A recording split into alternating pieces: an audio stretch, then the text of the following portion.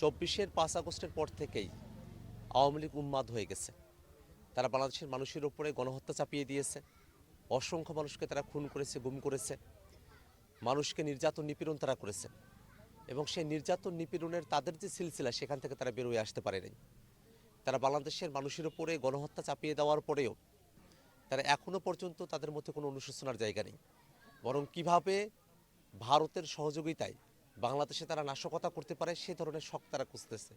তারা বিদেশে বসে বাংলাদেশের বিভিন্ন স্থপনায় তারা অগ্নিসংযোগের তারা চেষ্টা করছে, আগুন সন্ত্রাস করছে, মানুষকে তারা পুড়িয়ে মারছে, তারা বাসে আগুন দিচ্ছে, বিভিন্ন জায়গায় তারা ককটেল বিস্ফোরণ ঘটাচ্ছে। তারা মনে করছে এগুলোর মধ্য দিয়ে তাদের পতিত যে সাম্রাজ্য সেটাকে তারা ফিরে পাবে। কিন্তু বাস্তবতা হলো বাংলাদেশের মানুষেরা আওয়ামী লীগের সন্ত্রাসকে বাংলাদেশে আর প্রশ্রয় দেবে না। আমরা জাতীয় নাগরিক পার্টি আমরা দৃঢ়চিত্তে বলতেছি, এই বাংলাদেশের জনগণকে সাথে নিয়ে ৫ আগস্ট যেভাবে আমরা আওয়ামী লীগকে পরাজিত করেছি, ঠিক তেমনিভাবে আওয়ামী লীগকে সামনের দিনেও পরাজিত করার জন্য, মোকাবেলা করার জন্য আমরা প্রস্তুত আছি। আমরা মনে করি ১৩ তারিখকে কেন্দ্র করে আওয়ামী লীগের যে আস্ফালন, শেখ হাসিনার রায় ঘোষণা করা হতে পারে সেটাকে তারা বিরোধিতা করছেন। কিন্তু এটাই বাস্তবতা।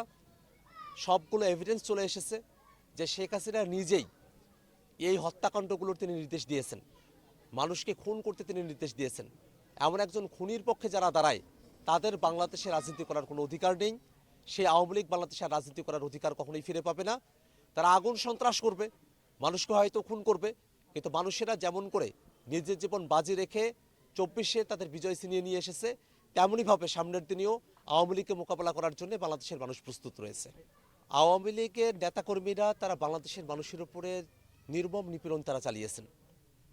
তারা বাংলাদেশের মানুষের উপরে গণহত্যা চাপিয়ে দিয়েছেন, জন্যই তাদের বিরুদ্ধে মামলাগুলো হয়েছে। তাদের বিরুদ্ধে মামলাগুলোকে ঢালাওভাবে উঠানোর কথা বলা আওয়ামী লীগকে দায়মুক্তি দেওয়ার শামিল। আমরা মনে করি বিচারের মধ্য দিয়েই কেবলমাত্র আওয়ামী লীগ দায়মুক্তি পেতে পারে। আওয়ামী লীগকে বিচারের মুখোমুখি হতে হবে। আওয়ামী লীগের নেতাকর্মীরা যারা সন্ত্রাস করেছে তাদেরকে বিচারের মুখোমুখি হতে হবে। আওয়ামী লীগ যেমন করে ঢালাওভাবে সাধারণ মানুষদেরকে মামলা দিত, অন্যায় করা ছাড়াও তাদেরকে জেলে পুরত, আমরা সেটা চাই না। আমরা মনে করি যে আওয়ামী লীগের মধ্যে যারা সন্ত্রাসী, যারা মানুষকে খুন করেছে, গুম করেছে, এই কার্যক্রমের সঙ্গে যারা যুক্ত রয়েছেন তাদের সবাইকে অবশ্যই বিচারের আওতায় নিয়ে আসতে হবে। তাদেরকে বিচার থেকে মুক্ত করা, তাদেরকে মামলা থেকে অব্যাহতি দেওয়ার কোনো সুযোগ নেই এবং এই দায়িত্ব কোনো রাজনৈতিক দলের বা কোনো নেতারও নয়। বাংলাদেশের মানুষের বিরুদ্ধে যারা ক্রাইম করেছে, যারা মানবতা বিরোধী অপরাধ করেছে, বাংলাদেশের মানুষেরা তাদেরকে ক্ষমা করে নেই।